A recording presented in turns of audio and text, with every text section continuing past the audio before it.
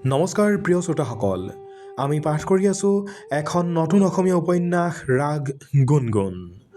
এয়া অন্তিম খণ্ড, এটি অমৰ গুণগুণনিৰ কৰুণ ৰাগ।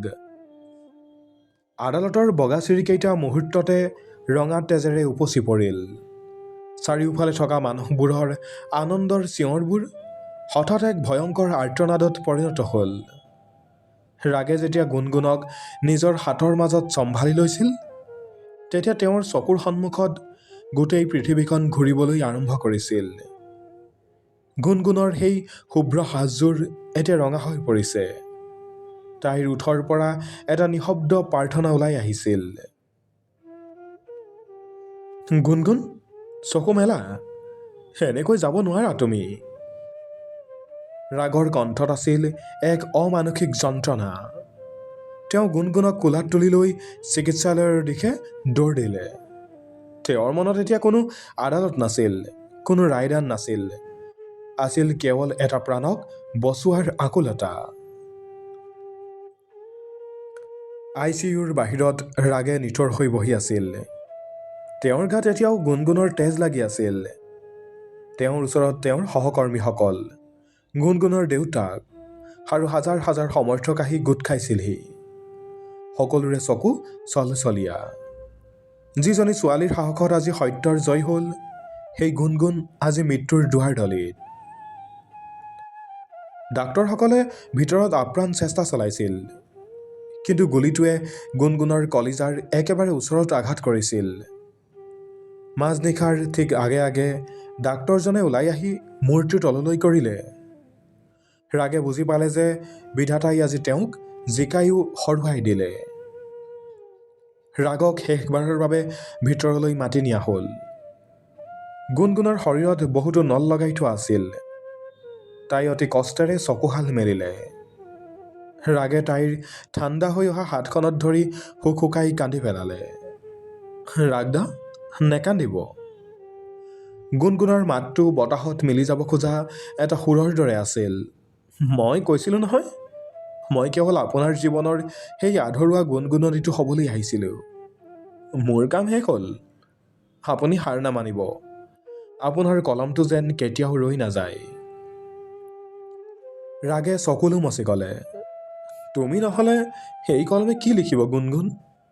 মইচোন তোমাক লৈ এখন নতুন পৃথিৱী সজাইছিলোঁ। গুণগুণে এটা হেতা হাঁহি মাৰিলে। তাইৰ চকুৰ কোণেদি এটুপি চকুলো বৈ আহিল। মই থাকিলোহেঁতেন, হয়তো আমি বহুত সুখী হ'লোহেঁতেন, কিন্তু হয়তো মোৰ কপালত ইমানেই আছিল। ৰাগদা, মোৰ নামটোৰ দৰেই মই আপোনাৰ প্ৰতিটো উশাহত গুণগুণাই থাকিম। আপুনি এজন সত্যনিষ্ঠ সাংবাদিক হৈ থাকিব, সেইটোৱে মোৰ শেষ ইচ্ছা। গুণগুণৰ চকুশাল লাহে লাহে মুঠ খাই গ'ল। মনিটৰৰ শব্দটো এটা সুদীৰ্ঘ ৰিঙত পৰিণত হ'ল। ৰাগে নিথৰ হৈ চাই থাকিল। তেওঁৰ পৃথিৱীৰ আটাইতকৈ ধুনীয়া ৰাগটো আজি চিৰদিনৰ বাবে নিস্তব্ধ হৈ গ'ল। গুণগুণৰ মৃত্যুৰ পিছত সমগ্ৰ ৰাজ্যত শোকৰ ছাঁ পৰিল। চৰকাৰ ভাঙিল। দুৰ্নীতিগ্ৰস্ত মন্ত্ৰী আৰু অনিমেষ শইকীয়াৰ চিৰদিনৰ বাবে জেল হ'ল। কিন্তু এই জয়ে ৰাগক কোনো সুখ দিব নোৱাৰিলে। সকলোৱে ভাবিছিল ৰাগে হয়তো সাংবাদিকতা এৰি দিব, কিন্তু ৰাগে এক নতুন ৰূপত আত্মপ্ৰকাশ কৰিলে। এবছৰ পাৰ হৈ গ'ল। ৰাগ এতিয়া এজন প্ৰতিষ্ঠিত স্বতন্ত্ৰ সাংবাদিক। তেওঁৰ অফিচৰ টেবুলত গুণগুণৰ এখন ধুনীয়া ফ্ৰেম কৰা ফটো আছে।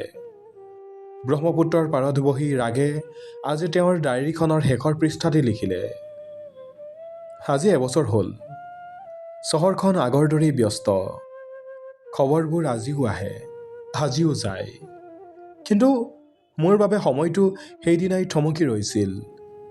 গুণগুণ, তুমি সঁচা কৈছিলা, ৰাগ কেতিয়াও অকলে সম্পূৰ্ণ নহয়। আজি মোৰ লগত তুমি নাই সঁচা, কিন্তু মোৰ কলমৰ প্ৰতিটো শব্দত তোমাৰ অস্তিত্ব বিৰাজমান। মই এতিয়াও খবৰ বিচাৰি ফুৰোঁ, কিন্তু সেই খবৰবোৰত এতিয়া যন্ত্ৰণা নাই, আছে এজনী নিষ্পাপ ছোৱালীৰ স্বপ্ন। তুমি মোৰ প্ৰেমৰ বলিদান নাছিলা, তুমি আছিলা মোৰ অস্তিত্বৰ সাৰথি। ৰাগে ডায়েৰীখন বন্ধ কৰি আকাশৰ ফালে চালে। বতাহত যেন এটা অতি চিনাকি গুণগুণনি ভাহি আহিল। তেওঁৰ চকুৰ কোণত এটা চকুলো জিলিকি উঠিল যদিও ওঠত আছিল এক গভীৰ প্ৰশান্তিৰ হাঁহি। তেওঁ বুজি পালে, প্ৰেম কেৱল মিলনত নাথাকে, প্ৰেম জীয়াই থাকে এটি অমৰ সুৰত, যিটো সময়ৰ সিপাৰেও বাজি থাকে। প্ৰিয় শ্ৰোতাসকল, ইমানতেই অন্ত পৰিছে ৰাগ গুণগুণৰ কাহিনী। আশা কৰিছোঁ আপোনালোকে কাহিনীটি শুনি ভাল পালে। আমাৰ সৈতে সংযুক্ত হৈ থাকিব এই ধৰণৰ নিত্য নতুন গল্প উপন্যাসৰ সোৱাদ ল'বলৈ। ধন্যবাদ।